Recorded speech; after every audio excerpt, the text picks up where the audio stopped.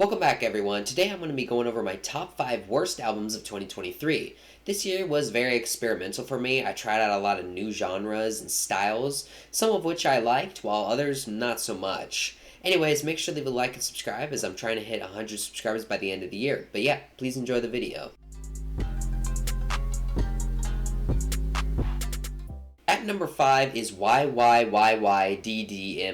by Destroyer. I will say there are some decent moments on this album, but for a 51-minute album filled with a lot of repetitive and occasionally basic trap loops, it really starts to get boring. My favorite moment is the final track, Haha, which was a really pleasant surprise and a solid way to end the record.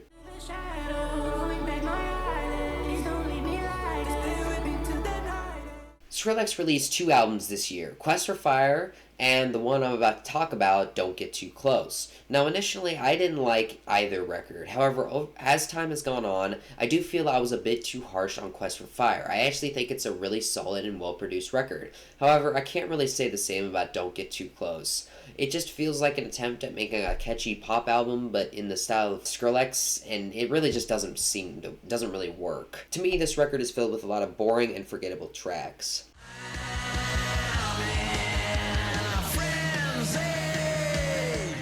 At number 3 is Every Loser by Iggy Pop.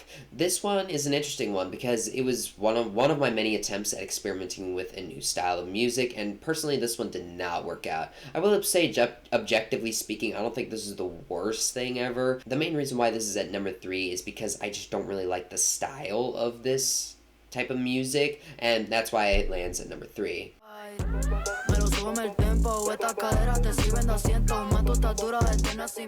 At number 2 is Sugar Poppy by Marshmello. Now, going into this album, I knew I would hate it, and that's exactly what happened. This album is just filled with awful, bland, and generic reggae beats. There's nothing here on this record that is good to me. Some moments are tolerable in some ways, but it's still just not good. Before we get to my number 1 spot, here are some honorable mentions. If you would like to permanently thank you for using Securus, you may start the conversation now. They get it. Pain's a necessary evil, difficult to go through, yes, but beneficial. Some would say having a mental breakdown is a negative thing. Ever felt like being somebody else?